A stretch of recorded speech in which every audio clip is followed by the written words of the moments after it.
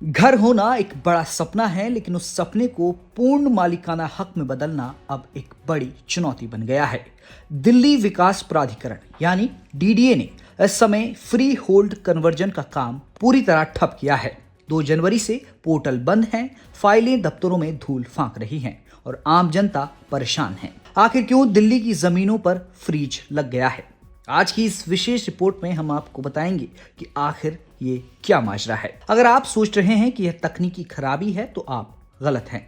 दरअसल यह मामला सीधे तौर पर आपकी जेब और सरकार के खजाने से जुड़ा हुआ है। डीडीए अब दिल्ली सरकार के नोटिफाइड सर्कल रेट को अपनाने की प्रक्रिया में है। 9 जनवरी को जारी एक सर्कुलर के मुताबिक शहरी विकास मंत्रालय ने आदेश दिया है कि अब से प्रीमियम ऑक्शन, कन्वर्जन चार्ज और लैंड यूज चेंज जैसे तमाम शुल्क नए सर्कल रेट के आधार पर तय होंगे और यह फैसला 2 जनवरी 2026 से ही प्रभावी मान लिया गया है। इसी सिस्टम अपडेट के नाम पर नए आवेदनों पर पूरी तरह रोक लगा दी गई है। परेशानी सिर्फ उनकी नहीं है जो नया आवेदन करना चाहते हैं, बल्कि उन हजारों लोगों की नींद उड़ गई है जिन्होंने 2 जनवरी से पहले ही अप्लाई कर दिया था। नियम कहते हैं कि फ्री होल्ड के लिए lease land charge, composition fees और कन्वर्जन चार्ज देना होता है।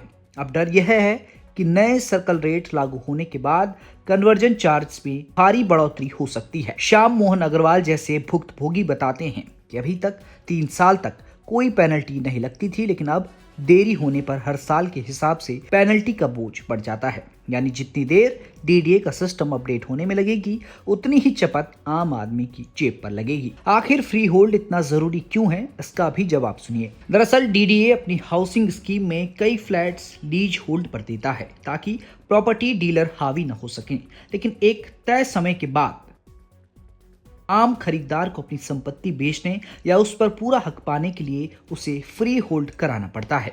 अगर तय समय में यह काम न हो तो भारी भरकम पेनल्टी वसूली जाती है। अब सवाल ये है कि जब विभाग ने ही काम रोक लिया है तो क्या देरी की पेनल्टी भी जनता से वसूली जाएगी? डीडीए के अधिकारियों का कहना है कि नई दरें तय की जा रही हैं और जल्द ही पोर्टल को अपडेट कर दिया जाएगा, लेकिन तब तक दिल्ली के हजारों घर खरीदार अधर में लटके हैं। क्या सरकार जनता को इस बढ़ते आर्थिक बोझ से राहत देगी या फिर सर्कल रेट के इस फेरबदल में आम आदमी पिसता रहेगा? इस खबर पर लगातार हमारी नजर बनी हुई है। ब्यूरो रिपोर्ट, दिल्ली तक।